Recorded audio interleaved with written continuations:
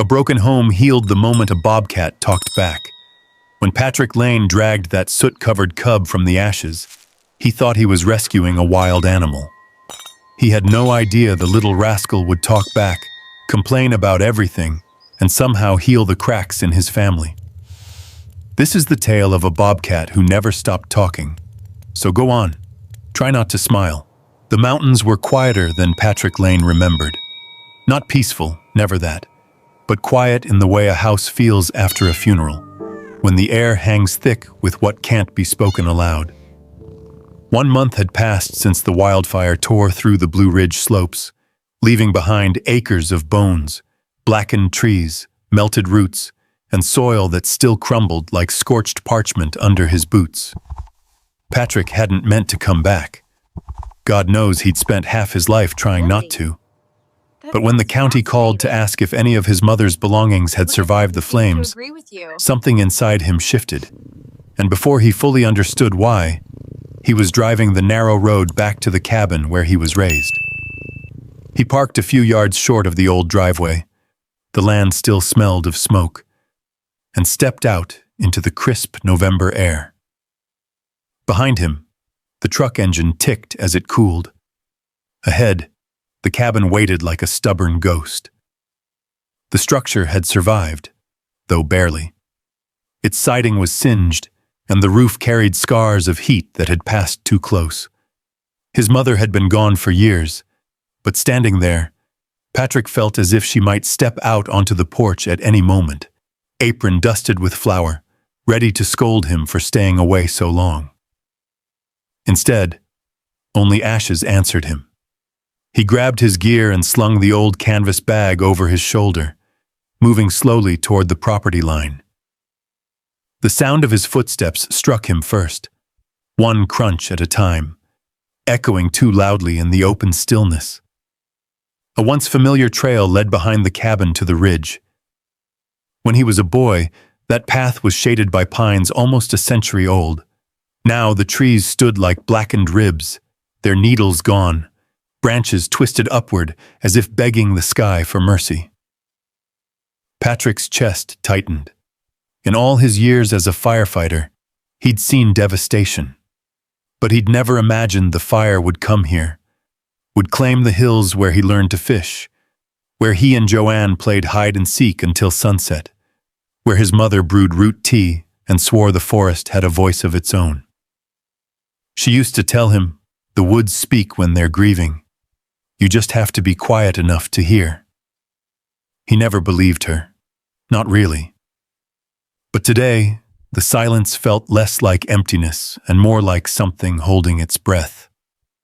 He headed toward the ridge to check for remaining hotspots, though he wasn't on duty and had no obligation to do so. Habit was a stubborn thing. On the left, a fallen cedar stretched across the slope, its roots torn from the soil as if ripped out by some giant hand. The bark was charred, but a faint steam still rose from the cracks beneath it. Patrick paused, running a thumb across the trunk.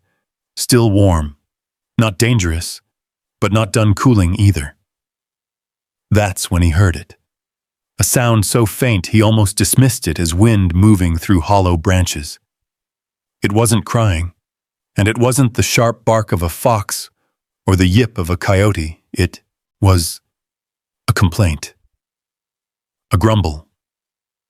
A low, scratchy sound that carried the exact tone of someone irritated by a long wait.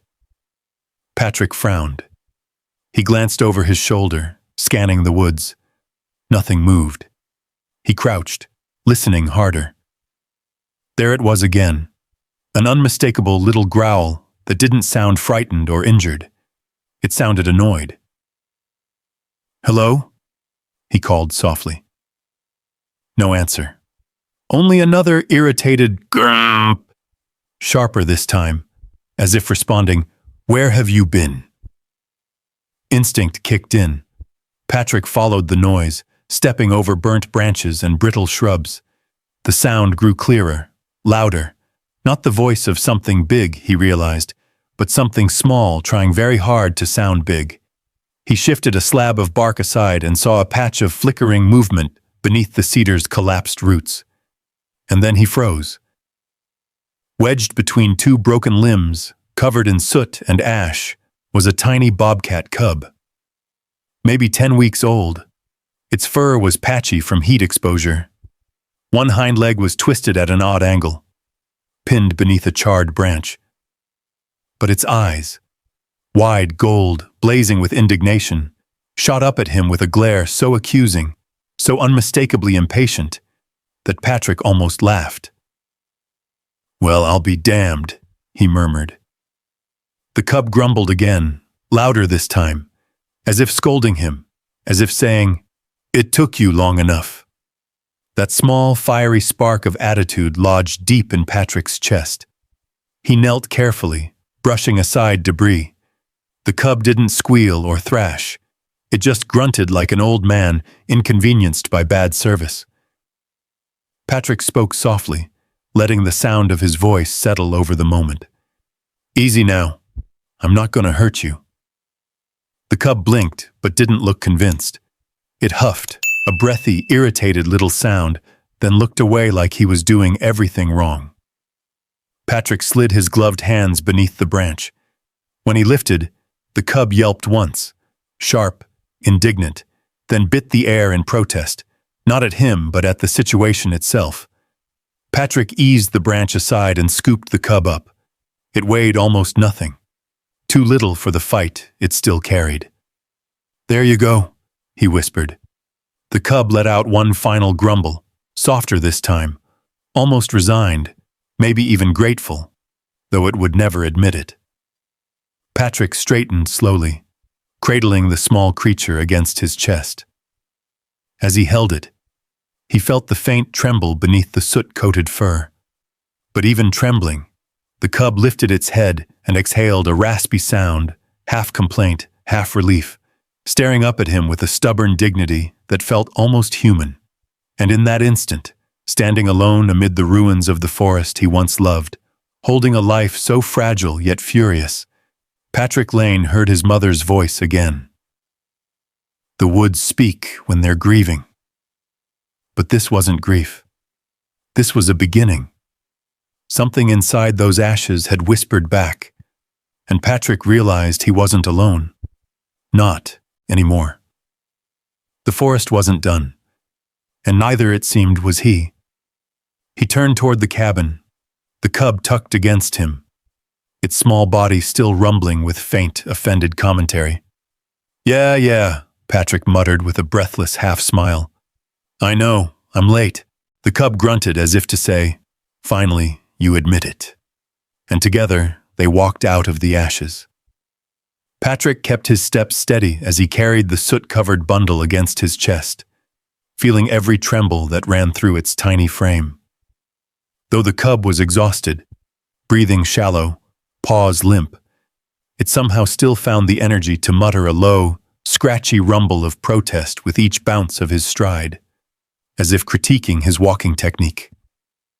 The sound was ridiculous, almost comical, and yet it pulled something tight and aching inside Patrick's chest.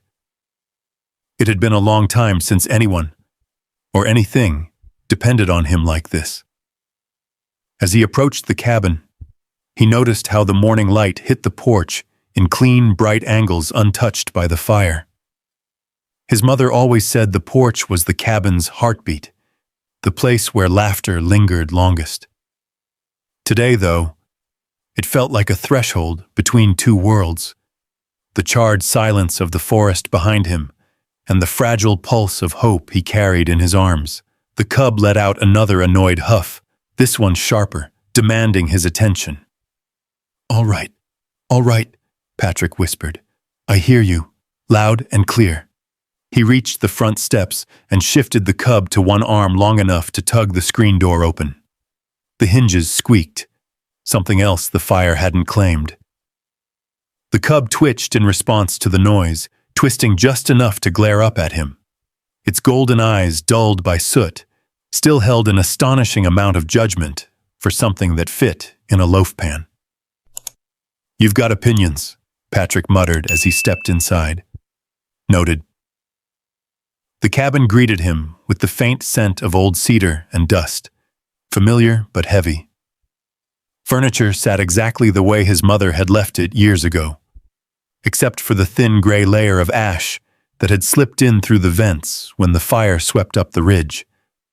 Joanne would have his hide if she walked in and saw the place like this. Still, the structure stood, stubborn as the woman who raised them both.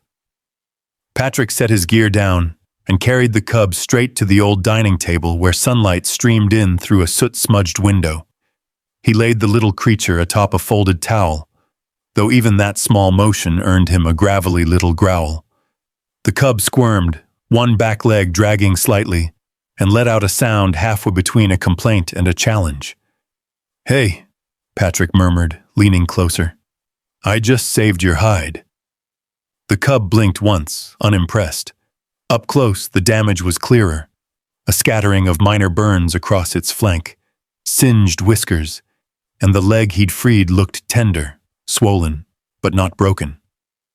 Patrick exhaled, shoulders easing. He'd seen worse, much worse, in both humans and animals. This little fighter had a chance. Just then, the door banged shut behind him. Patrick stiffened, turning quickly, only to see his sister Joanne standing in the entryway, her hair pulled back, scrubs still wrinkled from an overnight shift she'd barely been able to finish. Her eyes were sharp enough to cut through the dim room. "Patrick Lane," she said slowly. "Why are you tracking half the mountain into the house?" He almost smiled. Almost. "Found something," he said simply. Joanne stepped closer, brushing soot from her sleeves as if the ash still carried the fire's heat. When she reached the table, her breath caught. "Oh my, you didn't." "It was trapped," Patrick said. "Wasn't going to leave it." The cub chose that exact moment to voice its displeasure with a throaty, scratchy grump, louder than before, staring pointedly at Joanne as if evaluating whether she too was going to fail its impossible standards. Joanne blinked, then let out a small, involuntary laugh, the first genuine one he'd heard from her in months. "Is it complaining?" "Non-stop," Patrick said. "Well," she murmured, leaning in, "it has spirit." The cub grunted again, softer this time, as though agreeing with her assessment. Joanne reached for a bowl, filled it with warm water, and set it beside the towel. Her hands moved with gentle precision, all muscle memory from years of tending to patients on the edge of life and death. She grabbed a soft rag and dipped it in, then carefully wiped soot from the cub's forehead. It flinched but didn't fight. Not really. Instead, it made a sound so tiny and offended that she paused, eyebrows rising. "Oh, he does not like the cold cloth," she said. Patrick chuckled. "He doesn't like anything." Another rumbling complaint from the cub confirmed it. Together, they cleaned the little body with warm water and steady patience. Beneath the soot, its fur was the color of burnt copper, fiery and proud. The cub's eyes followed every move they made, never blinking for too long, as if evaluating whether these two humans were qualified for the job. When Joanne finished wiping the cub's paws, it let out a sharp "you grr," a sound so oddly articulate that both siblings froze for a moment. "Did he just scold me?" Joanne asked. "Yep," Patrick said. "Told you were taking too long." "But I wasn't," she protested. "Try explaining that to him." Joanne shook her head, suppressing another smile she didn't seem ready to acknowledge. She picked up the cub's injured leg, testing it gently. "No break," she said. "Just bruised and sore. Heat exposure probably scared his body half to death." The cub snorted. "And apparently," she added, "he is offended by the suggestion." The tiny creature lifted its head and gave an indignant chirrup as if demanding better medical commentary. Patrick felt his chest tighten with something warm, an echo of a feeling he hadn't let himself entertain in years. Not hope, not yet, but something like the memory of it. He reached out slowly and scratched beneath the cub's chin. It grumbled a warning, but instead of pulling away, it leaned ever so slightly into the touch, just enough to let him know it was tolerating him, not approving. "Well, buddy," Patrick murmured, "I guess you're stuck with us." The cub's response was a single, unimpressed grunt. But in that grunt, something shifted. The air felt less heavy, the cabin less haunted. A spark had landed in the ashes, small, stubborn, full of fire. Patrick didn't know it yet, but the moment he lifted that complaining bundle from the ruins, everything began to change. The silence that had ruled his life since the wildfire now had a challenger, one no bigger than a loaf of bread, with a voice raspy enough to shame an old barn cat. Joanne gently wrapped the cub in the towel, lifting it as if it were made of glass. "What are we going to call him?" Patrick didn't answer right away. The cub peered up at him, eyes narrowed, grumbling with a hint of impatience, as though reminding him he was, once again, taking too long. "Rusty," he finally said. "Fits the attitude." The cub paused its complaints for half a second, then let out the loudest, bossiest grump yet. Joanne laughed outright. "He approves." Patrick shook his head. "No, he's telling us we'd better warm his towel." And Rusty, gripping the edge of the cloth with his tiny claws, growled a long, throaty sound that translated perfectly. "It's about time." The noise echoed through the cabin with a surprising presence for something so small. Patrick reached over and adjusted the towel, muttering under his breath as if the cub understood every word, which, in its own sassy way, it certainly seemed to. Rusty gave one more dramatic snort, then settled down, his head dropping to the side with a mixture of exhaustion and stubborn indignation. Patrick exhaled slowly, rubbing the back of his neck. The last time he'd carried anything this fragile into the house, it had been years ago. Box after box of his mother's belongings, placed gently on the floor while Joanne tried not to cry in the doorway. Now, as he looked at Rusty sprawled across the towel like a soot-covered prince, the weight of the cabin's old ghosts pressed against him again. Joanne stood at the window, arms crossed. She stared at the tree line where charred branches reached toward the sky like blackened fingers. Her eyes narrowed, not in anger, but in the kind of tiredness that came from fighting battles nobody else could see. She'd spent months trying to hold herself together after the hospital burned down, taking every extra shift she could before the fire forced the whole place to shut its doors. She believed she'd made peace with the loss, but Patrick knew better. Loss didn't leave quickly. Not from this house, not from this land, and not from her heart. "You realize he's going to take over, right?" Joanne finally said without turning around. "He's already started," Patrick replied. Rusty gave a quiet grunt, soft but undeniable, as if confirming it. Joanne leaned her forehead against the window frame. "I didn't expect to come home to this." "You and me both," Patrick admitted. The cub's breathing slowed, his small ribs rising and falling steadily as he drifted close to sleep. But even then, just as Patrick thought the house might return to silence, Rusty let out a muted, scratchy complaint, barely louder than the ticking of the wall clock. Joanne turned around at the sound, her lips pressed together, not quite a smile, not quite a frown. Something in between. "He sounds like Dad," she said softly. "Remember how he used to grumble whenever somebody touched his reading chair?" Patrick chuckled. "Yeah, and how he always pretended he wasn't doing it on purpose." Rusty lifted his head briefly and growled again, this time at absolutely nothing, just the air. Joanne shook her head. "I swear," she whispered, "if this little guy starts complaining about the thermostat next, I'm done." Patrick didn't answer. He was too focused on the way Rusty's ear twitched with every noise, how his paws curled slightly even when resting. This wasn't just an animal surviving. It was a creature, communicating, constantly, insistently. "Let's warm him something to drink," Joanne said suddenly. "He's too young to eat solid food, and too stubborn to let hunger pass without an argument." "He'll complain no matter what," Patrick muttered. Rusty rumbled in agreement. Joanne busied herself in the kitchen, heating a small pan of goat's milk she kept for emergencies. She'd always been the more prepared one, even before the fire, even before the losses.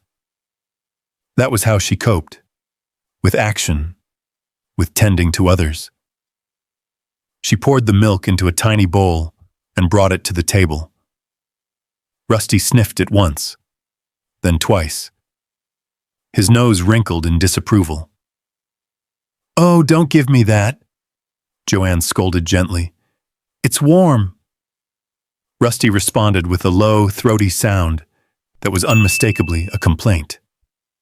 Patrick burst out laughing, quiet, but real, a sound he hadn't heard from himself in longer than he cared to admit. The cub, offended by their amusement, tried to push himself up but stumbled. Patrick steadied him with 2 fingers.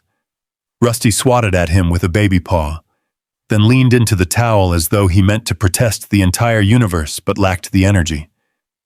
"He'll drink it in a minute," Patrick predicted. "He'll complain about it first," Joanne corrected. And Rusty did exactly that, grumbling, muttering, voicing every tiny opinion before finally dipping his tongue into the bowl as if he were performing a great act of charity. Joanne watched him, her expression softening. "He's got fight in him. He's got attitude in him," Patrick replied. "He'll fit right in," she murmured. The sunlight shifted across the table, warming Rusty's fur until its faint copper tones began to show beneath the soot. Patrick noticed the way Joanne's shoulders eased, the way her breath no longer came shallow. Something was changing, slowly, gently, like the forest floor sprouting green after the first spring rain following a fire. Rusty made another sound, short, sharp, a command. Patrick raised an eyebrow. "What now?" Rusty pointed his nose toward the towel. Joanne leaned closer and snorted. "He wants it warmed again. It cooled off." "You're kidding. Look at him," Rusty growled with authority. Patrick stared at the cub in disbelief. "You've got to be the most demanding creature alive." Rusty blinked once, slowly, then grumbled, as if saying, "Correct." Joanne reached down, scooping the towel and replacing it with a fresh, warm one from the dryer. The cub sank into it immediately, letting out a tiny hum of satisfaction. And that was the moment, so quiet it almost slipped past unnoticed, when the house changed. The cabin, long weighed down by memories and ash, seemed to inhale, as though Rusty's tiny voice had filled a crack somewhere inside its walls. Seconds passed, minutes. Rusty drifted to sleep, but his complaints lingered in the air like a reminder that life still had noise to make. Joanne pulled out a chair and sat, folding her hands on the table. "I haven't laughed like that," she whispered, "since before the fire." Patrick didn't answer. He didn't have to.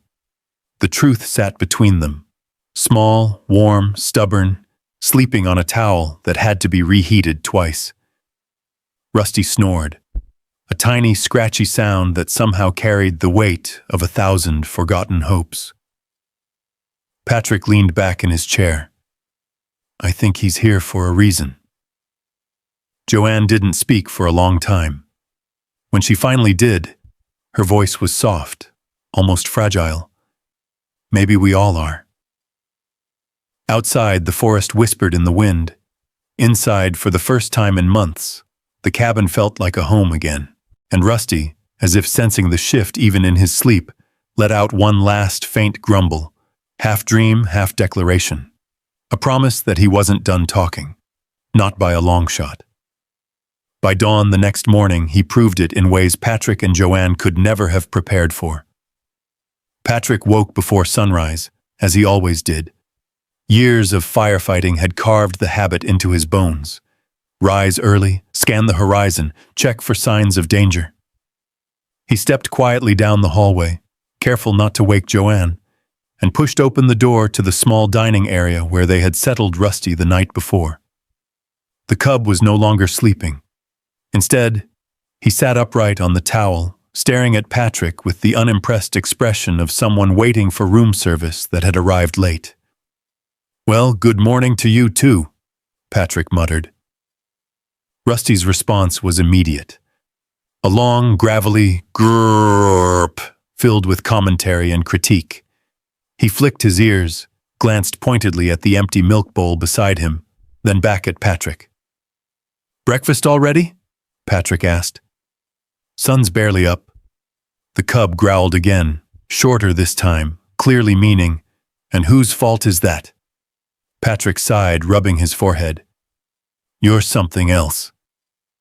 Rusty gave a huff of agreement. Joanne emerged moments later, her hair pulled back, eyes puffy with sleep. "Did he already start?" "Started?" Patrick replied. "He's been filing complaints since 5:30. Rusty let out a sharp chirp, his version of saying, "And you'd better get moving." Joanne shook her head, took the bowl, and headed to the kitchen. Rusty turned his entire body to watch her, ears tilted like satellite dishes tracking every step.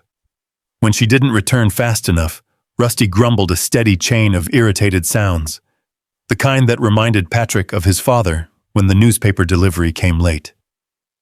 "He's going to be a talker," Joanne murmured as she poured warm milk. "Not sure if we're ready for that." "We're not," Patrick replied. She brought the bowl back, but Rusty didn't immediately drink. Instead, he sniffed once, then looked up at her and voiced a questioning rumble. Joanne frowned. "What now? It's warm." Rusty nudged the bowl with his paw, slightly to the left. Patrick raised an eyebrow. "You've got to be kidding me." Joanne tried again, shifting the bowl. Rusty sniffed. Another disapproving grunt. Another nudge. "Oh, for heaven's sake," Joanne muttered. "Where does he want it?" Patrick took the bowl, slid it 2 inches toward the window. Rusty leaned forward and began drinking immediately. Joanne blinked. "That's what he wanted?" Patrick shrugged. "Guess so." Rusty drank like he hadn't eaten in days, with exaggerated slurps followed by a tiny hiccup that startled him so much he squeaked. Then, because apparently breakfast required feedback, he let out a long, theatrical groan. "He's criticizing my cooking," Joanne whispered. "He criticizes everything," Patrick said. Rusty stared at them both, pupils wide, tail swishing with tiny agitated flicks. He seemed to take special offense when Joanne tried to wipe the milk off his chin. He swatted her hand, grumbling dramatically. She burst into quiet laughter. "Well, excuse me," she said. "Someone likes to feed himself." As the day unfolded, Rusty proved this was only the beginning. Patrick tried to build a small nest for him using old quilts. Rusty climbed in, spun twice, and then marched right out with a furious snarl that said, unmistakably, "Absolutely not." Joanne tried placing him by the fireplace where it was warmer. Rusty sat for 2 seconds, glared at the flame like it had personally wronged him, and stomped back to the towel on the dining table. When Patrick opened the front door for some air, Rusty shouted at the cold breeze. "Yes," shouted, and scampered behind a chair, muttering curses only he understood. By mid-morning, the cub had issued so many complaints that Patrick started keeping tally marks on a scrap piece of paper. By noon, he had lost count. Still, each tiny protest carried something underneath. Hope. Life. Presence. Joanne noticed it before Patrick did. She was adjusting Rusty's towel for the 4th or 5th time when he reached up with a small paw, patting her wrist. Not clawing, not pushing away, just touching. The moment lasted only a second before Rusty remembered he was supposed to be difficult and grunted at her again. But Patrick saw her breath catch, saw her hand linger, saw the first true softness return to her eyes. "He likes you," Patrick said quietly. Joanne swallowed. He tolerates me. That's high praise from him. Rusty growled in immediate agreement, which made her laugh again. Later that afternoon, Patrick stepped outside to gather some firewood. The air still held the faint metallic scent of ash, and the trees stood like solemn guards around the cabin. He knew Joanne was inside with Rusty, pretending she didn't enjoy the cub's constant commentary. He knew they both carried wounds deeper than the burns on the forest floor. But for the first time in months, something inside him eased, just a little. When he returned, Joanne was talking softly to Rusty, who wasn't complaining for once. He was listening. His ears twitched at every word, his little head occasionally tilting like he was trying to understand. Patrick stood in the doorway, watching them. Rusty turned, saw him, and immediately grumbled, loudly, indignantly, as if accusing Patrick of eavesdropping. Yeah, Patrick muttered. I missed you too. Rusty stomped his paw, a clear demand. Joanne interpreted it first. He wants up. Up where? She pointed to Patrick's chest. There. Patrick snorted. He barely knows me. Rusty let out a threatening little whine, one that said, unmistakably, do it. Patrick picked him up. Rusty settled instantly, melting into the warm flannel shirt like a weary traveler returning home. He made a tiny noise, softer than any he'd made all day. Not a complaint. Something closer to contentment. Patrick froze, because that sound hit him deeper than the cub could ever know. Rusty nuzzled in, his tiny claws gripping the fabric. His breathing slowed. He pressed his head beneath Patrick's collarbone. Joanne watched quietly, her hand covering her mouth. Rusty wasn't demanding this time. He wasn't arguing. He was choosing. Patrick swallowed hard. What do you want now, little guy? Rusty murmured, a low, gentle rumble that carried no irritation at all. A sound that meant, this. Patrick closed his eyes. The cabin, once filled with silence so heavy it threatened to swallow them whole, now held the warm vibration of a tiny creature who refused to be quiet. Rusty wasn't just talking. He was healing. He was stitching pieces of two broken hearts together with his impossible voice, one demanding complaint at a time. And as the sun dipped behind the recovering pines, Rusty lifted his head, blinked slowly at Patrick, and made one final sound for the day. A soft, sleepy grrrp. It wasn't a complaint. It was gratitude. The soft little sound lingered in the warm cabin air long after Rusty drifted into sleep, tucked securely against Patrick's flannel shirt. Something about that tiny rumble, gentle, trusting, utterly sincere, wrapped itself around the room like a blanket. Joanne paused where she stood, a hand resting on the back of a wooden chair, and let out a breath she didn't realize she'd been holding. For a moment, the world felt quieter in the right way. Not the aching silence of grief, but the gentle hush of healing beginning to take root. The morning passed slowly, filled with small chores and rustling sounds as Patrick and Joanne adjusted to having a demanding little creature dictating the rhythm of their day. Rusty woke, complained, ate, complained, napped, complained in his sleep, then demanded his towel be fluffed with more care. Joanne followed every order with a patience she claimed she didn't possess, while Patrick pretended to grumble but secretly enjoyed the cub's noisy presence. It wasn't until the afternoon that a new voice entered their lives. The knock on the front door was soft, hesitant. Not the kind of knock that expected a quick answer, but the kind that feared disturbing something fragile on the other side. Patrick looked up from the table, where Rusty was sprawled on his side, muttering low sounds that translated to move the bowl closer, even though his paw was already touching it. That'll be Hank Carter, Patrick said. Said he might stop by for firewood. Joanne wiped her hands on a dish towel, I'll get it. Before she could reach the door, it opened slowly, revealing not Hank Carter, but his daughter. Mia Carter stood on the threshold, her backpack slung over one shoulder, her dark hair falling into her eyes. She was small for 11, slender in the way children sometimes become after too much shock and too little sunlight. She didn't speak. She barely blinked. She just stood there, as if unsure whether she belonged on this porch or anywhere at all. Behind her, Hank waited in the yard, his shoulders slumped with exhaustion. When his eyes met Patrick's, he raised a hand in apology. Sorry, Pat. School let out early today, and the mill called me in for an extra shift. Thought maybe she could stay here a few hours. She doesn't like being alone much since... He didn't finish the sentence. He didn't need to. Joanne stepped aside immediately. Of course, come in, honey.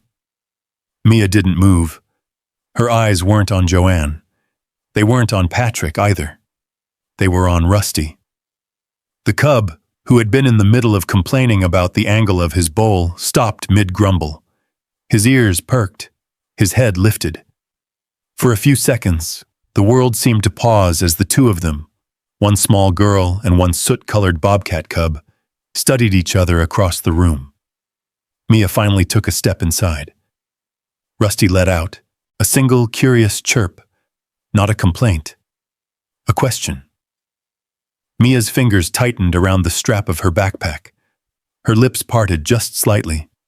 She moved closer, silent as snowfall, and sat cross-legged on the floor a few feet away from Rusty. The cub lifted his head higher, sniffing the air in her direction, then scooted forward. 1, 2, 3 tiny steps, before collapsing in front of her as if the journey had been too much. Joanne whispered, Well, that's new. Mia reached out a tentative hand. Rusty leaned in, resting his chin on her knee with the kind of trust he hadn't yet offered freely to either adult in the cabin. It was as if he recognized something in her. Not weakness, not fear, but a quiet that matched a quiet of his own. Patrick exchanged a look with Joanne. Neither spoke. Rusty let out a soft, scratchy murmur. Mia blinked. Then, for the first time since stepping through the door, she made a sound. Barely audible, but unmistakably a laugh. A small one, a thin one, but real. Rusty perked up and chirped at her again, louder this time, as if pleased with himself. Mia's shoulders trembled with another tiny laugh, and she wiped her eye quickly, as though embarrassed by the emotion. That's his way of saying hello, Patrick said gently. Mia glanced at him, then returned her gaze to Rusty. He talks a lot, she whispered, her voice rough from disuse. He never stops, Joanne said. Rusty confirmed this with an immediate growl that carried a hint of pride. Mia smiled, small, soft, hesitant, the kind that comes from someone who hasn't smiled in months and isn't sure she remembers how. Patrick pulled out a kitchen chair but didn't sit.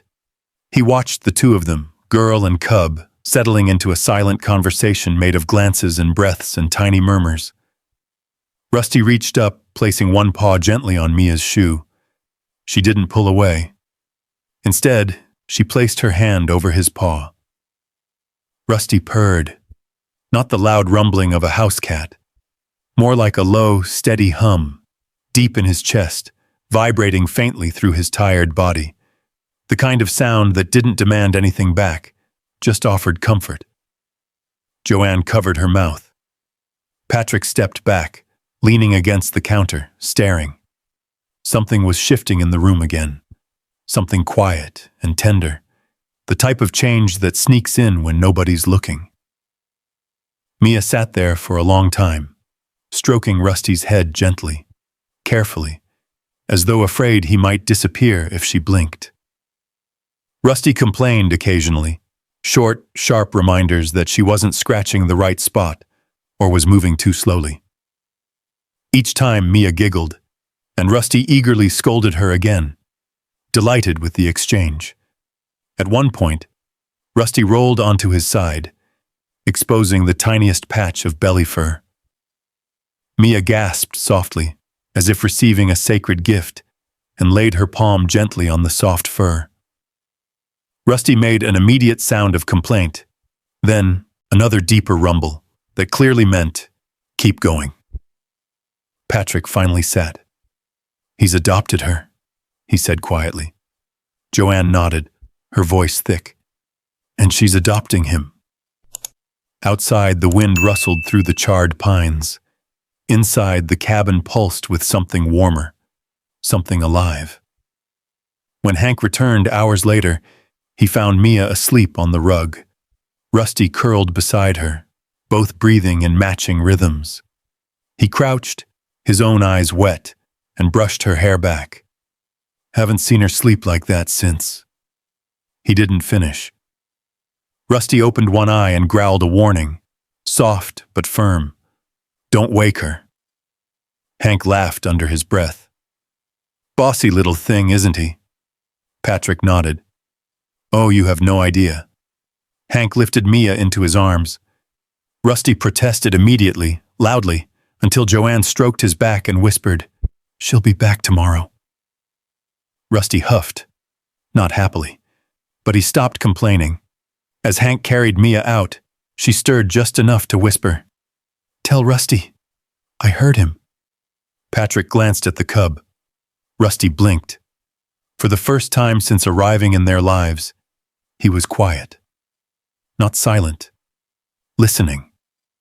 And in that moment, Patrick understood something he hadn't realized until now. Rusty didn't just talk. He taught others how to listen. And Mia, quiet, hurting, gentle Mia, was the first to fully understand his language. In the days that followed, Rusty seemed to float between worlds. The small, fragile creature rescued from the ashes, and the stubborn little king who expected everyone in the cabin to adjust their lives around his opinions. He complained when his milk was late. He grumbled if Patrick walked across the room too loudly. He scolded Joanne for folding towels wrong. But the only person he never scolded, not truly, was Mia.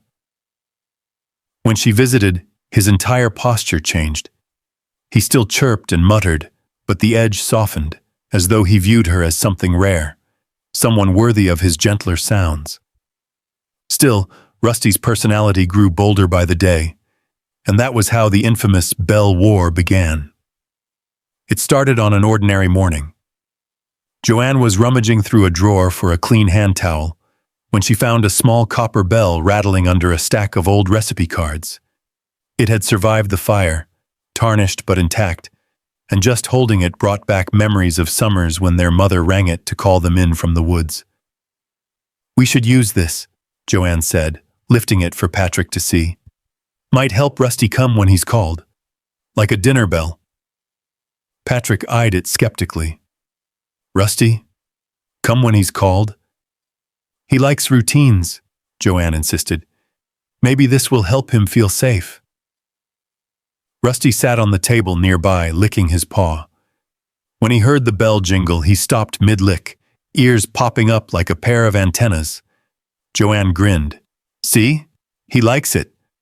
Rusty tilted his head, studying the bell with deep suspicion, as if trying to determine whether it deserved his attention. "It's worth a try," Patrick admitted. Joanne hung the bell on a hook beside the front door, and, out of instinct, perhaps nostalgia, she gave it a single, gentle ding. Rusty froze. His eyes widened. Then he let out a sound so dramatic, so offended, so explosively full of attitude that Patrick nearly dropped the mug he was holding. "What was that?" Joanne asked, startled. "That," Patrick said, "was a protest." Rusty marched in a tiny circle, muttering sharp little squeaks that translated to, "You summoned me without permission?" Absolutely not. But the bell had been rung, and a rule, an unspoken, unexpected one, had been established. Every time the bell chimed, Rusty responded, not politely, not cooperatively, but loudly, and with opinions. At first, it seemed harmless. Joanne rang the bell to announce mealtime. Rusty complained, then ate. Patrick rang it when they needed him moved away from the fireplace. Rusty complained, then moved. Mia rang it once, shyly, and Rusty came trotting in like she was royalty. But the trouble started when Rusty realized something profound. He could ring the bell, too. Nobody knew how he reached it the first time. Maybe he climbed the shoe rack. Maybe he leaped from the chair. Maybe he simply willed himself upward through sheer stubbornness. But one night, long after the lamp had been turned off, and the house settled into quiet, the bell rang. 3 short, sharp chimes. Patrick bolted upright in bed. "What was that?" Joanne shouted from the hallway. "Pat? Did you ring the bell?" "No!"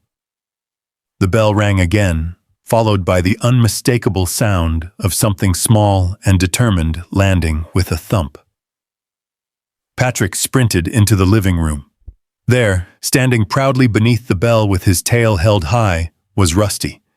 The cub looked at him, grunted impatiently, then slapped the bell again for emphasis. Patrick stared. "Are you serious?" Rusty meowed, a rough, raspy sound that very clearly meant, "What took you so long?" Joanne arrived a moment later, hair wild, eyes wide. "Pat, what's happening? Is something wrong?" "Yes," Patrick said. "Everything is wrong. He's figured out how to ring the bell." Rusty chimed it again, louder this time, demanding immediate attention. Thus began the war. From that night on, Rusty used the bell the way some people use a remote control, constantly and with zero guilt. At 6 a.m., he rang the bell for breakfast. At 6:07, because the milk cooled too fast. At 9 a.m., because the towel wasn't warm enough. At 10:30, because Patrick had shut the porch door to keep the cold out. At noon, because he wanted Patrick's seat. At 2 p.m., because he wanted Mia. And at 3:17 a.m., on a Thursday, Patrick woke to the bell ringing again. He stumbled out of bed, half asleep, and snapped, "Rusty, what could you possibly want now?" Rusty sat beneath the bell, staring at a wooden chair that had been moved exactly 1 inch from where it had been earlier in the day. "You're telling me," Patrick said slowly, "you woke me up because a chair was out of place?" Rusty grunted, loudly. "That chair has been there all day." Rusty bellowed, a full-body growl that vibrated the floorboards. "Fine," Patrick sighed. "I'll move it back." As soon as the chair returned to its original spot, Rusty gave a single, satisfied grunt and trotted back to his blanket like a job well done. The next morning, Mia arrived to find a frazzled Patrick at the table, head in his hands. "He kept ringing that bell," Patrick groaned. "Over and over. I think he's doing it on purpose." "He is," Mia said with complete seriousness. Rusty chimed the bell at that exact moment, proving her point. "See?" she said. Rusty trotted over to her, chirped, and leaned his head against her leg. All his complaints evaporated the moment she appeared. He didn't ring the bell for her. He didn't protest. He didn't fuss. He simply leaned on her, humming his soft, gravelly rumble, the one he only made for Mia. Joanne watched them, wiping her hands on her apron. "I think he knows," she said quietly. "Knows what?" Patrick asked. "That she needs him." Rusty nuzzled Mia's hand. "And maybe," Joanne added, "that we need him too." Rusty sneezed dramatically, shaking his head, then strutted to the bell and tapped it once. Not a demand, not a complaint. A reminder. He was here, alive, loud, and completely in charge. The bell chimed lightly, echoing through the cabin, settling into every corner like a stubborn heartbeat. Patrick chuckled. "We created a monster." Mia shook her head and whispered, No, he's teaching us. Rusty grumbled softly as if to confirm the statement. The war would continue. More late-night chimes, more demands, more ridiculous reasons to ring the bell. But something had shifted again, deeper than annoyance, louder than Rusty's opinions. The cabin, once drowning in silence, was alive with sound. And for the first time since the fire, none of them wanted the noise to stop. Rusty had become the pulse of the house, complaining, muttering, ringing the bell at ungodly hours, demanding warm towels, warm milk, and warm company. Every day brought a new opinion from him, and every opinion came wrapped in a noise that somehow made the house feel less broken. But something began to shift as winter loosened its grip, and the world outside the windows slowly, cautiously, began to breathe again. It happened subtly at first, a longer pause between Rusty's complaints, a moment where he stared at the woods instead of the bowl in front of him. A low rumble, not directed at anyone or anything, just into the air, as if answering a question only he could hear. Patrick didn't recognize it at first. He chalked it up to Rusty being tired, or simply annoyed about something they hadn't deciphered yet. But the truth revealed itself in moments too consistent to ignore. On a clear, cold morning, Patrick opened the door to sweep snow off the porch. Rusty followed him, as usual, ready to offer a critique of his sweeping technique. But when Rusty stepped outside, he didn't complain. He just stopped. He sat on the porch, tail wrapped around his paws, and stared at the charred trees reaching into the sky like black spires. The wind brushed against his whiskers, carrying scents the humans couldn't smell. Stories burned into bark, memories still clinging to the ashes, whispers from the woods calling something inside him. Rusty tilted his head, listening, not to Patrick, not to the bell, but to something older than both. "Rusty?" Patrick asked. Rusty didn't look back, only flicked one ear as if to say, "I hear you, but I'm busy." Patrick set down the broom. He stepped beside the cub, shoulders squared against the cold.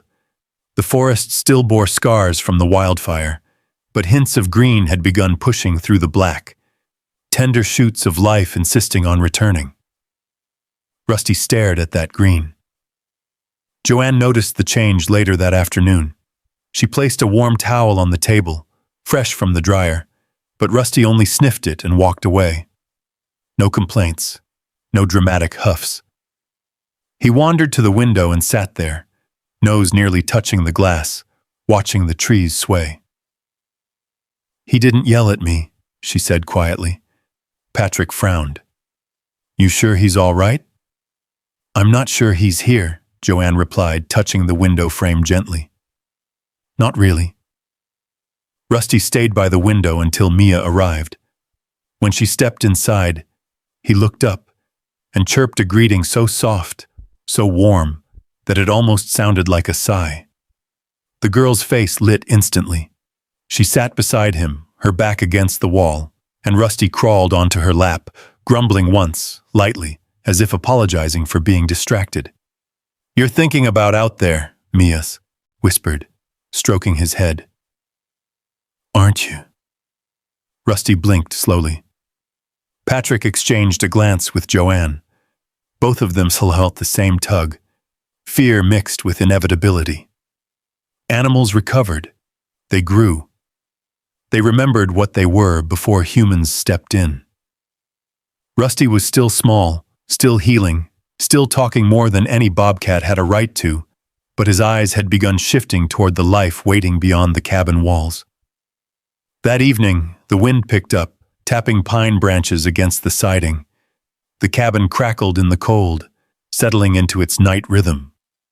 Patrick made tea, moving carefully so he wouldn't disturb Mia, who had fallen asleep with Rusty sprawled across her legs. But Rusty wasn't asleep. His eyes were open, wide, alert, fixed on the window. Every time a gust of wind shook the trees, Rusty's ears flicked forward, his body tensed, his tail gave tiny, restless thumps against the rug. "He's getting stronger," Joanne said quietly, handing Patrick a cup. "You've seen it." "Yeah," Patrick murmured. "He's almost back to full health." "And when he's healed—" Joanne didn't finish. Rusty suddenly chirped, a sharp, bright sound that made Mia stir. He leaped from her lap, crossed the room, and tapped his paw on the bell. But this time, it wasn't a demand. It was a signal.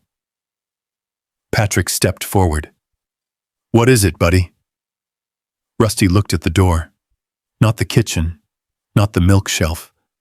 The door.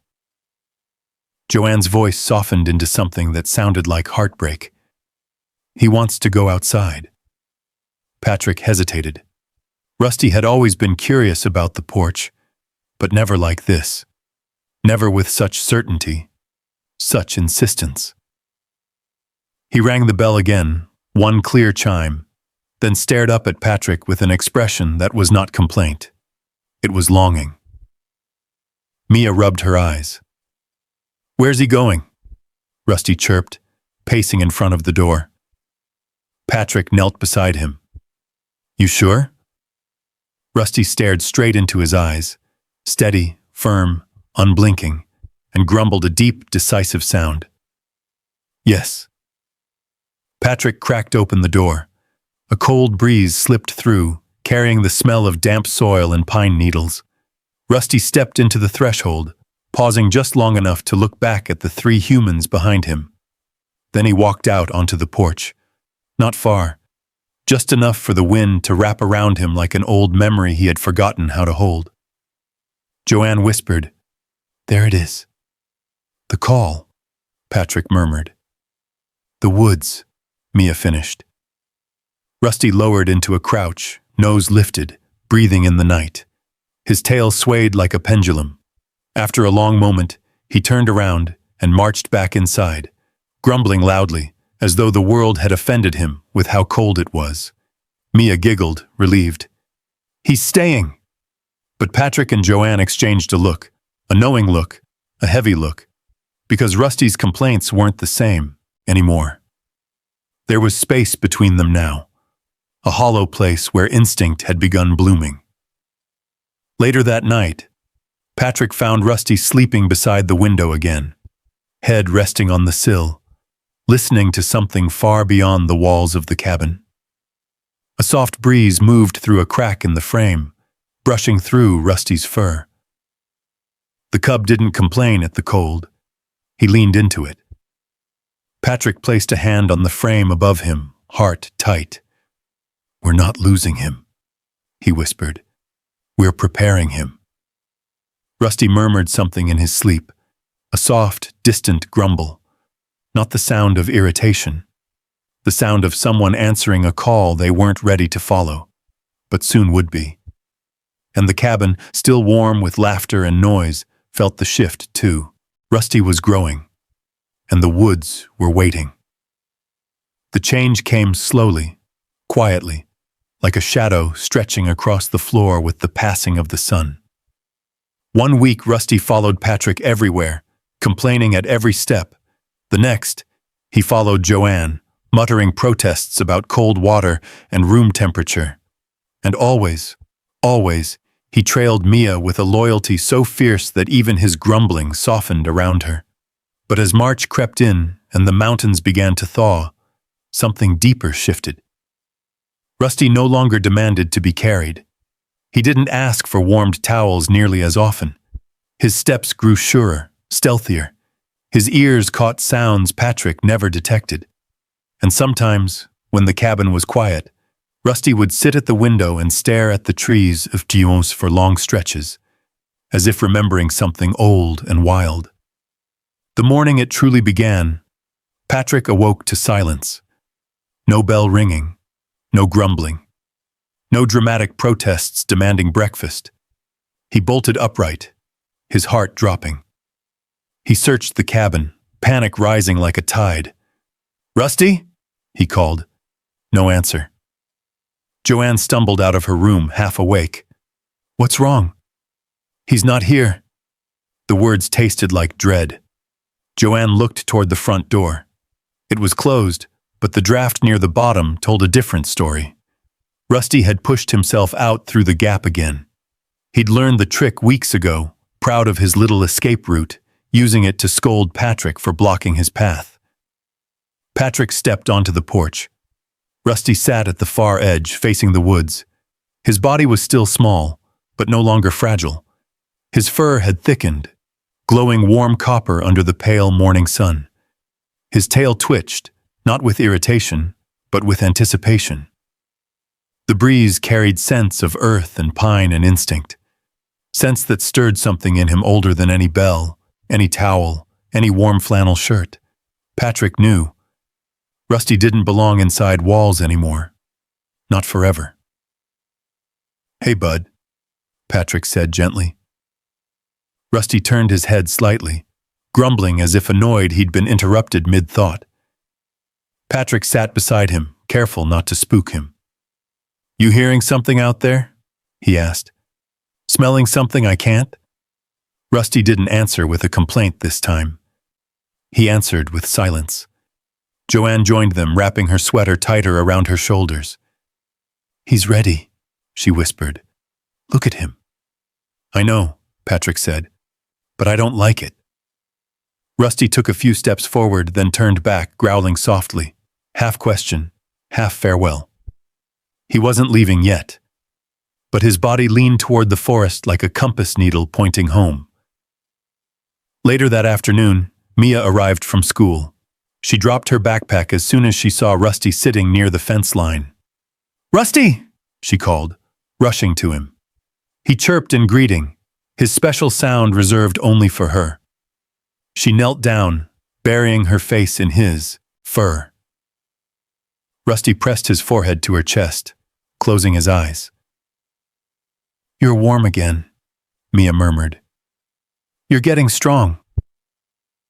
Rusty pulled back, staring into her eyes with a seriousness far beyond his size.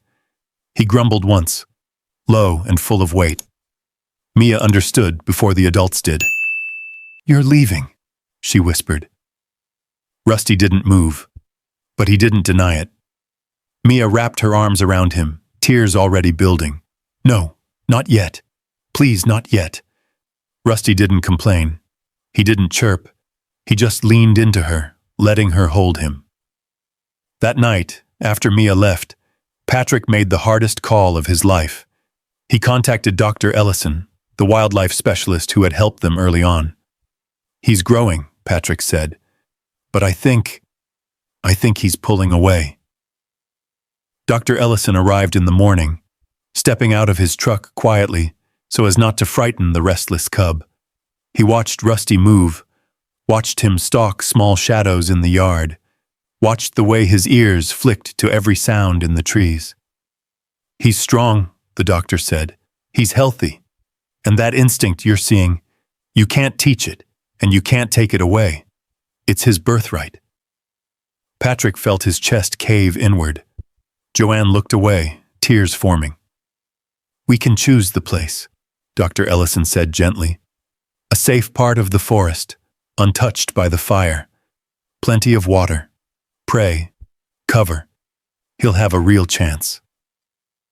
Mia came to say goodbye the next morning, though goodbye tasted like poison on her tongue. She held Rusty close, burying her face in his fur. "You don't have to go," she whispered. "You can stay with us." Rusty nudged her chin, grumbling gently, even kindly. His eyes were soft but certain. He had made his choice. Patrick lifted Rusty into his arms, and the cub didn't resist. He simply rested his paws against Patrick's chest and let out a series of soft murmurs, each one quieter than the last. They drove south into the green part of the mountains, Dr. Ellison leading the way, Patrick gripping the steering wheel too tightly, Joanne silent in the back seat. Mia held Rusty on her lap. She didn't cry, not yet. Rusty complained exactly once during the drive, when the truck bounced over a pothole. It was a small, half-hearted growl, but familiar enough to make everyone laugh through the ache. When they reached the clearing, The world felt too bright, alive, ready. Rusty jumped down from the truck bed, sniffing the air. His steps were cautious but confident, wild but aware. He walked a few paces, then turned back. Joanne covered her mouth. Mia tried, and failed, not to sob. Patrick knelt. "If you stay, we'll keep caring for you," he said softly. "But if you go, we'll understand." Rusty looked at them one by one. Joanne, Mia, Patrick, making a soft rumble for each. Then he stepped closer, placing one paw on Patrick's hand. A thank you, a promise, a goodbye. He took a few steps toward the trees, but stopped again. He turned around, let out a single, deep grrr, firm, final, and then slipped into the forest. No fear, no hesitation, just purpose. Mia fell to her knees. Joanne wrapped her in her arms. Patrick stared at the place Rusty disappeared until his eyes blurred. The woods swallowed the little bobcat, but not his voice. His complaints still echoed in their memories. And though the clearing grew quiet, the silence felt different now. Not empty, but full of love they weren't ready to release. Rusty was gone, but only because he finally remembered who he was meant to be. And for the first time, Patrick understood. Loving something wild means letting it go, even when your heart isn't ready. Those words echoed in Patrick's mind long after Rusty vanished into the tree line, swallowed by the deep greens and grays of the recovering forest. The air felt too still, too final. The clearing, moments earlier alive with breath and emotion, now stood silent, as if the woods themselves were paying respect to the tiny, stubborn cub who had learned to roar in his own way. Patrick, Joanne, and Mia stayed for a long while waiting, hoping for even one more complaint, one last irritated chirp from the shadows. But no sound came. The forest was quiet, too quiet. And finally, with hearts too heavy to speak, they climbed back into the truck and drove away. The days that followed felt slow and strange. The cabin, once filled with Rusty's noisy demands and endless grumbling, seemed hollow without him. Patrick caught himself pausing mid-step, listening for the bell. Joanne folded towels softer than necessary, her hands uncertain, as though Rusty might pop his head around the corner and criticize her method. And Mia, sweet, gentle Mia, sat by the window every afternoon, tracing circles on the foggy glass with her fingertip, staring at the woods with a glimmer of hope that dimmed a little more each day. "Do you think he's okay?" she asked often. Patrick always answered the same way, though the truth wavered in his own chest. "He's strong, kiddo. Stronger than we think. He'll be fine out there." But at night, when Mia had gone home and Joanne had retreated to her room, Patrick sat alone at the kitchen table, hands wrapped around a cooling cup of coffee. He replayed Rusty's last look, the stubborn little cub standing tall, proud, determined, the sound he made, the certainty in his step, and he whispered into the empty room, "You better be all right, little guy." Spring crept further in. Snow melted from the roof in slow dripping rhythms. Small animals returned to the yard, birds hopping cautiously across dead grass, a curious squirrel determined to inspect every flower pot. The cabin breathed again, but its heart was quieter. 1 week passed, then 2, then 3, and still, no sign of Rusty. Even the bell hung untouched, its copper surface gathering a thin layer of dust. Joanne refused to take it down, but she also refused to ring it. The sound would hurt too much. Instead, she dusted around it, as if afraid to disturb whatever memory lingered there. Then came the night of the snowstorm. Late April brought an unexpected cold front, dropping thick flakes that coated the ground in white. The wind howled through the pines with a voice almost human, almost sorrowful.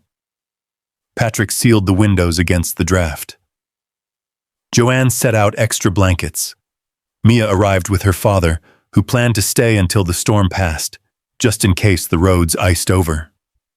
Inside, the cabin grew warm and golden from the glow of the fireplace. They ate soup, played cards, and listened as the storm battered the porch. Mia kept glancing at the bell, chewing her lip. "He wouldn't come in weather like this," she said softly. "Right?" Patrick reached over and squeezed her shoulder. "He's wild now. He knows how to take care of himself." But he didn't sound convinced. She nodded, though her eyes betrayed her doubt. Hours passed. The storm worsened. Wind whipped across the windows hard enough to rattle the glass. The tree groaned under the weight of fresh snow. And when the lights flickered once, just once, Joanne let out a small gasp. "Don't worry," Patrick said. "The generator will kick on if—" A sound cut him off. A sharp, clear chime. The bell. One single note. Everyone froze. The sound hadn't blown in through the wind. It wasn't a branch striking metal. It wasn't an accident. It was deliberate. Purposeful. Familiar. Mia's chair scraped back. "Rusty?" Patrick jumped to his feet, heart pounding. Joanne's eyes filled instantly, wide and disbelieving. The bell chimed again. Patrick raced to the door, yanked it open, and cold air blasted into the cabin. Snow swirled in the porch light, making it hard to see. For a moment he thought the porch was empty. Then he saw them. Not Rusty, not even a bobcat's face. Just tracks. Tiny, perfect, unmistakable paw prints in the snow, leading from the forest to the bell, then back toward the trees. Patrick stood still, breath freezing in his throat. Mia rushed forward, her small hands gripping the doorframe. "Where is he?" she whispered, searching the darkness. Another gust of wind swept through, and the porch light flickered. In the dim glow, something glittered near the edge of the steps. Patrick knelt down. A pine cone. Not ordinary, carefully placed. A small cluster of charred needles was wrapped around its base, like a bow. A gift. A signature. A message only Rusty could deliver. Joanne pressed both hands to her mouth. "He came back." Mia knelt beside Patrick, her fingers hovering over the tracks. "But where is he now? Why didn't he stay?" Patrick swallowed hard. "He's checking on us." "And he didn't want us to worry," Joanne added, wiping tears from her cheeks. The storm howled again, but none of them felt the cold. They stared at the tiny prints leading back into the forest, prints that were fresh enough to still hold their shape, prints that meant Rusty had stood on that porch only moments before. Mia finally whispered the truth all three of them had been afraid to admit aloud. "He's not gone. He's just wild." Patrick nodded slowly. "But he remembers us." Joanne brushed the pine cone gently. "And he wants us to know he's all right." Before closing the door, Patrick stood for a long moment, staring into the dark woods. Snow fell in thick waves between the trees, erasing the paw prints, little by little. "Stay safe, Rusty," he whispered, "wherever you are." He shut the door softly, not out of fear, but out of reverence. Inside, Mia curled up on the couch, holding the pine cone as though it were a priceless treasure. Rusty's scent still clung faintly to it, smoke, earth, pine, and a hint of mischief. The bell swayed once from the lingering wind, ringing the softest echo of Rusty's visit. A ghost paw, a memory, a promise. Rusty had returned, not to stay, but to tell them he still belonged to their story, and that somewhere hidden by trees and moonlight. He was watching over them, loud as ever in his own wild way. After that stormy night, life at the cabin began to settle into a new rhythm, one shaped not by Rusty's constant presence, but by his mysterious, unpredictable returns. And though the visits were brief, each one carried with it a weight that changed them all in quiet, powerful ways. The first return happened 3 weeks after the bell chimed in the snow. It was early morning. Mist hung low in the clearing, blurring the edges of the forest in soft, gray curtains. Patrick was stacking firewood near the shed when he felt something, an instinct, more than a sound. He turned slowly, half expecting his mind to be playing tricks on him. But there he was. Rusty, bigger now, leaner, stronger, with a coat that shimmered in the rising sun like brushed bronze. His whiskers were longer, his ears more defined, his stance more confident. He was no longer the soot-covered cub they'd pulled from the ashes. This was a young bobcat on the edge of adulthood, fierce and sure-footed. And yet, when he opened his mouth, the sound that came out was pure Rusty. A low, annoyed grummer, as if scolding Patrick for taking too long to notice him. Patrick laughed through the tightness in his chest. "Well, look who's too important to ring the bell." Rusty flicked his tail, unimpressed, and stepped closer. He didn't lean in for affection, but he didn't bolt either. He stood, letting Patrick admire him, letting the moment speak for itself. He stayed just long enough for Joanne to catch sight of him through the kitchen window. She hurried outside with her apron still on, hands trembling. Rusty turned to look at her, and though he didn't complain in greeting, something in his posture softened, just a little. And then, as quietly as he'd arrived, he walked back into the fog. Mia missed that visit, but Rusty made up for it. 2 weeks later, on her birthday, her first without her mother, the bell chimed. Not once, but twice, a slow, deliberate rhythm. Mia dropped the colored pencils she'd been using and sprinted to the door, flinging it open with a mix of hope and fear. There he was on the porch, tail swishing, head cocked slightly as if asking why she took so long. He let out a sharp, impatient chirp, just like he used to when she read too slowly for his taste. Mia let out a sob that turned into a laugh. She didn't touch him. She knew better now, but she knelt on the step, just close enough for him to hear her whisper, "I'm glad you came." Rusty blinked slowly, a gesture almost gentle, and sat beside her for a full minute, eyes scanning the forest behind her as though standing guard. When he finally left, he paused halfway down the steps, looked back, and offered one more grumble, quieter this time. It sounded like, "Take care." And Mia believed every syllable. Over the next months, Rusty appeared again and again, always with his signature attitude, always at the moments that mattered. When Patrick threw out his back repairing the water pump, Rusty showed up that same evening. He didn't ring the bell or announce himself loudly. He simply appeared in the doorway and let out a muted growl that Patrick swore translated to, "What did you do now?" Patrick joked about hallucinations, but Joanne knew better. Rusty felt things. Rusty sensed things. That bobcat was wired into them in ways no book or documentary could ever explain. And Rusty brought gifts, odd ones. Once he left a feather on the porch, perfectly intact, striped in rich browns and golds. Joanne kept it in an old mason jar on the mantel. Another time he dropped a pine branch beside Patrick's boots, as if reminding him to smell the forest once in a while. But the strangest gift of all came during summer storms. A heavy rain had rolled through the valley, turning dirt paths into streams and sending the smell of wet pine drifting through every crack in the cabin walls. Lightning flickered between the hills, and thunder rumbled far away. Mia sat inside coloring while Joanne baked cornbread. Patrick was mending a broken drawer when the bell chimed, 3 times fast.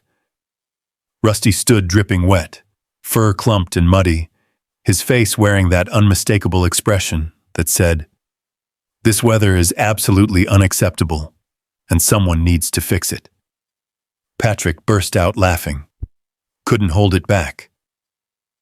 Rusty huffed, shook water everywhere, and marched inside like he owned the place. He didn't stay long, just long enough to dry off, eat a few scraps Joanne pretended she hadn't set aside for him, and let out a few dramatic grumbles aimed at the storm. Then he was gone again, slipping back into the trees as quietly as he came.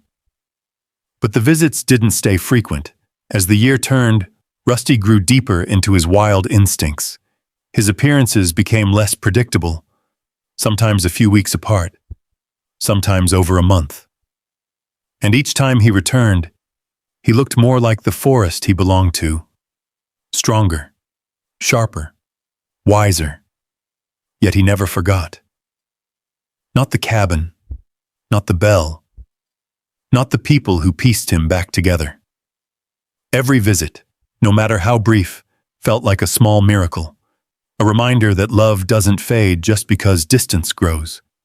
And Rusty never returned empty-handed.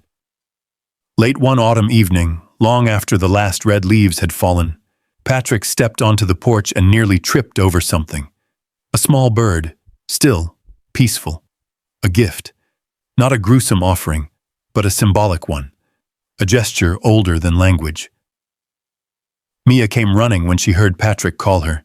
She knelt beside the bird, traced a finger over its wing, and whispered, "He's saying thank you." Joanne nodded, voice thick. "He's saying he remembers."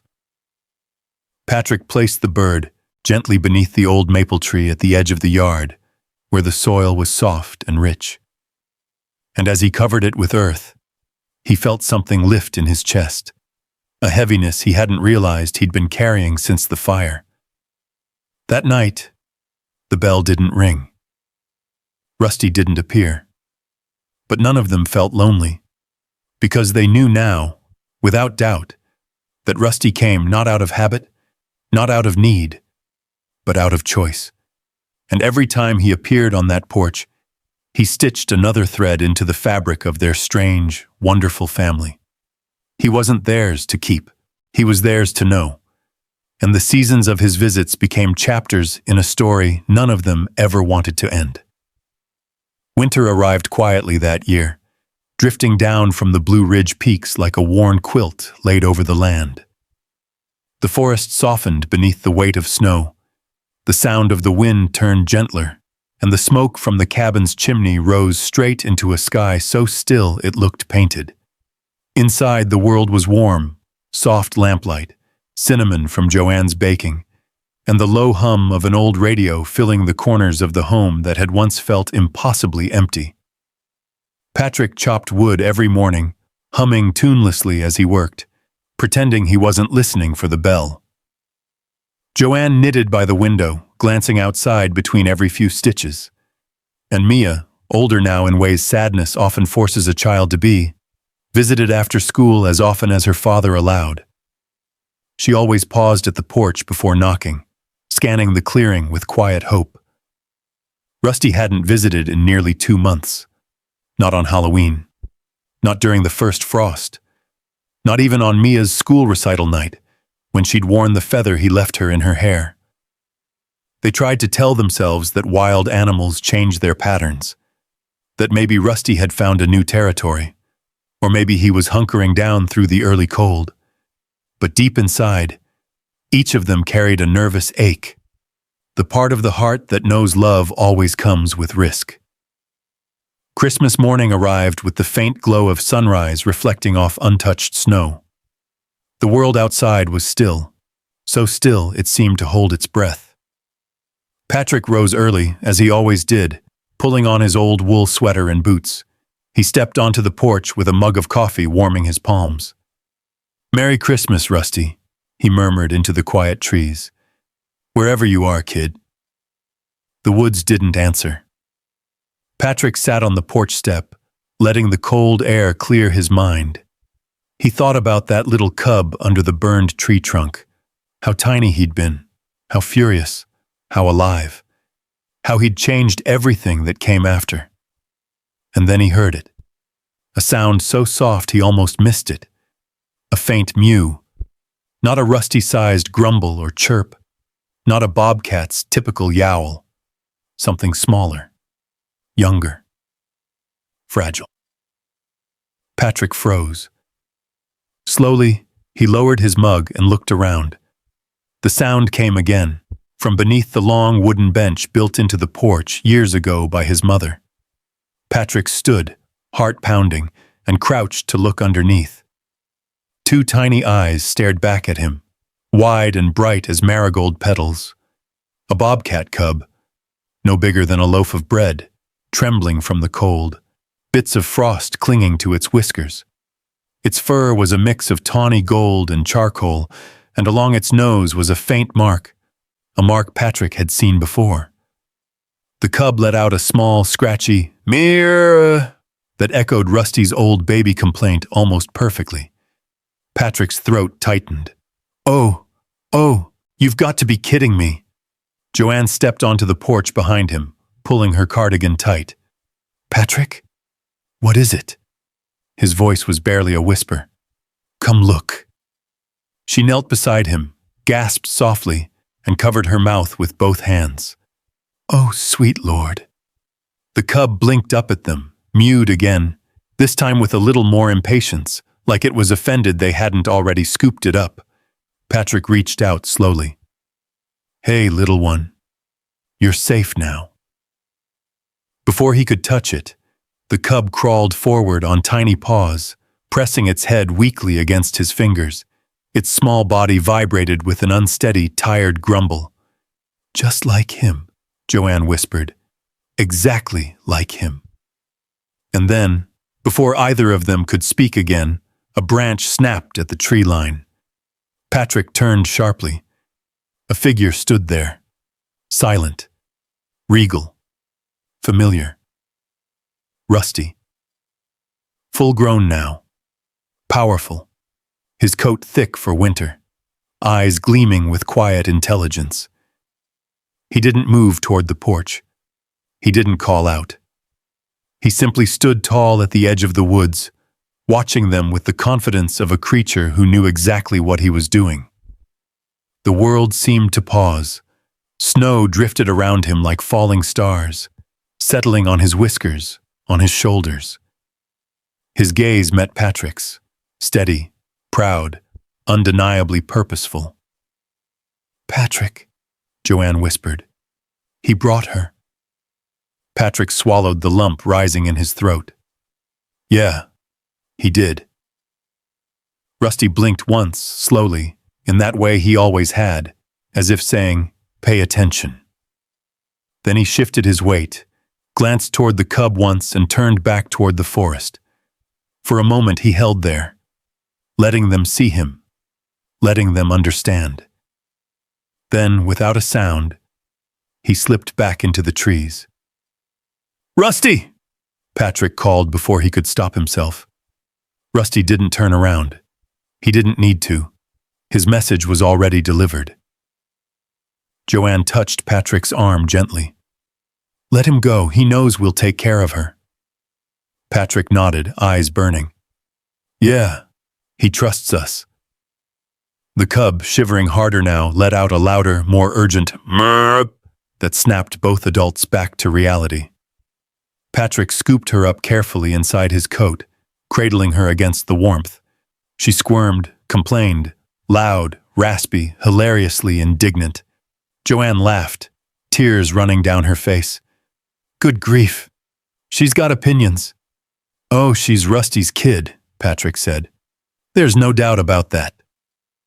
The cabin door swung open. Mia stood there in her pajamas and fuzzy socks, rubbing sleep from her eyes. What's going on? She mumbled. Is Rusty? Her breath caught. She saw the tiny head peeking out from Patrick's coat. She stepped forward slowly, reverently, as if afraid she'd scare the moment away. Is she? Patrick knelt so Mia could see. Looks like Rusty wanted you to have someone to read to. The cub blinked up at Mia, let out a small, squeaky growl, and immediately grabbed the edge of Patrick's sweater with her teeth, like she was already filing a complaint about the cold. Mia's face lit up with a smile so bright it softened the entire porch. "Hi there," she whispered. "I'm Mia." The cub squinted as if assessing her, and then gave the smallest, most dramatic sigh.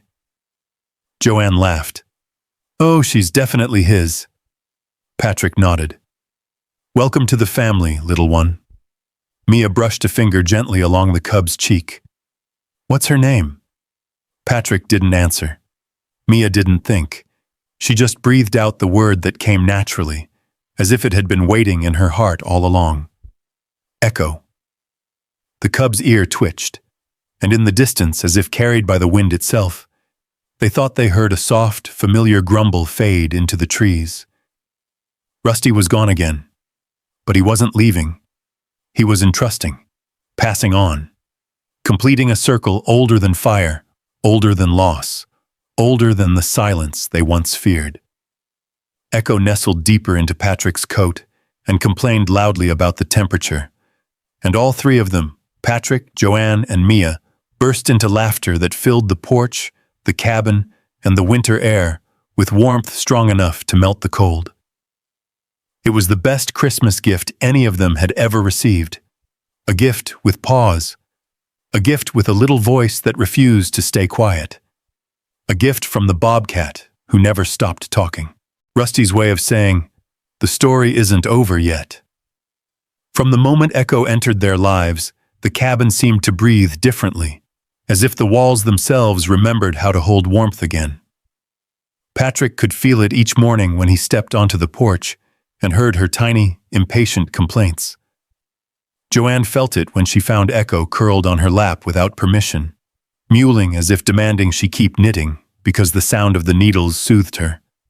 And Mia, quiet, observant Mia, felt it most of all, as if Echo were the missing piece of a story written long before any of them knew they needed it. The first weeks with Echo were a beautiful kind of chaos. She learned the bell on day 3. Not gently, not timidly. She smacked it with both paws, startled herself, fell over backward, and then complained about the noise she had just caused. Patrick laughed so hard he nearly burned the cornbread in the oven. Joanne declared, "She's a handful," but the smile on her face said she wouldn't have it any other way. And Mia, she simply sat on the floor and let Echo crawl into her lap as if that had been the cub's plan all along. Where Rusty's complaints were throaty, grumpy, and seasoned with attitude, Echo's were sharp, high-pitched, and completely unfiltered. She seemed to narrate her entire day, mornings, afternoons, evenings, with an endless stream of squeaks, trills, chirps, and tiny growls. Patrick swore she complained about how cold the floor was. Joanne insisted she complained about the way the sunlight hit her eyes. Mia believed she complained about everything and everyone equally. But there was something different about Echo. Something softer. Something born not from trauma, but from trust. She didn't carry the weight Rusty once had. She wasn't remembering pain. She was discovering the world with a boldness that made the entire cabin feel new. Mia became her anchor. Every day after school, she arrived with a backpack full of stories and homework. Echo would meet her at the door, bouncing between her feet, chattering in staccato bursts, as if asking how her day was, what she learned, why she took so long, and whether she brought treats. And every evening, they sat by the fireplace, Mia reading aloud, Echo curled beside her, occasionally batting at the pages as if critiquing her pacing. It didn't take long before the cabin routine took on its own rhythm again. Patrick chopped wood in the yard with Echo perched on a stump nearby, critiquing his form. Joanne cooked while Echo circled her feet, meowing impatiently whenever she smelled something she wanted. Mia did homework with Echo sprawled across her notebook, refusing to move until she got at least 2 ear scratches. Through Echo's voice, her tiny constant opinions, The cabin felt whole in ways they hadn't even realized were missing. There was laughter every day, soft moments at night, a sense of purpose woven into everything they did. But even happiness cast shadows, gentle reminders of the path that had brought them here. Rusty still visited. Not often, not regularly, but enough. Sometimes just a rustle at the tree line, sometimes a golden flash of fur under moonlight, sometimes a single grumble carried on the wind, so low and faint that Patrick wasn't sure if he heard it or imagined it. And every time Rusty appeared, Echo would perk up, ears twitching, tail swishing, as if she felt something older calling to her. When she was strong enough, Patrick built a small outdoor enclosure beside the porch, not to cage her, but to give her a taste of pine needles, wind, birdsong, and soil. Echo loved it. She rolled in the leaves, climbed the low branches, chased grasshoppers and scolded squirrels who dared run too close. "She's trying to be wild," Mia whispered one afternoon, leaning on the fence. Patrick rested his hands on her shoulders. "She's learning who she is." "Like Rusty did?" Patrick nodded. Exactly like Rusty. It was a quiet, sobering truth. Echo wouldn't stay forever. They all knew it. But this time, the understanding didn't hurt quite as sharply. Rusty had taught them something profound, something they hadn't fully appreciated until now. Love isn't measured by how tightly you hold on. It's measured by what you give a life the courage to become. Echo's growing independence didn't scare Mia the way Rusty's leaving once had. Instead, she embraced it with a maturity far beyond her years. She asked Patrick to teach her how to read tracks in the snow, how to identify animal calls, how to understand the forest the way Rusty had. And Patrick, feeling more like a father than he ever expected to, said yes to everything she wanted to learn. The forest, too, seemed to accept Echo. Birds didn't scatter when she approached. Squirrels, though cautious, didn't flee immediately.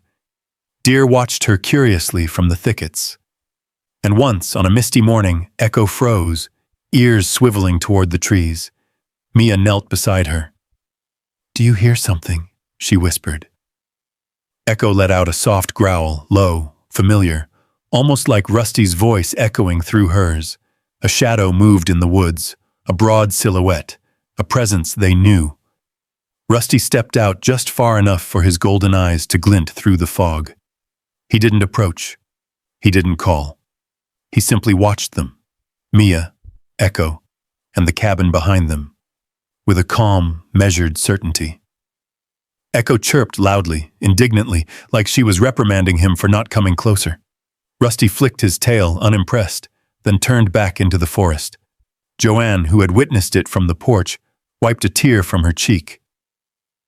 "He came to check on her." Patrick's voice was thick. "He came to check on all of us." The seasons turned again. Snow melted. Flowers bloomed through the ash-rich soil. And life grew. Rich, vibrant, forgiving. Echo matured into a graceful, fierce young bobcat. She learned the edges of the forest. She learned the feel of wind shifting before a storm. She learned the bell, the cabin, the love wrapped into the foundation of the home that saved Rusty and now nurtured her.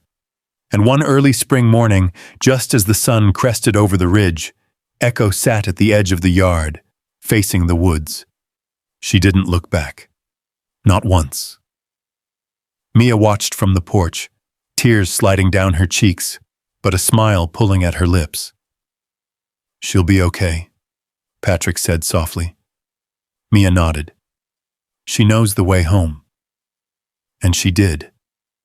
Not the way back to the cabin, but the way back to everything Rusty had taught them. That love is noisy. That healing can growl and complain and be stubborn as fire. That wild things don't leave. They return in echoes.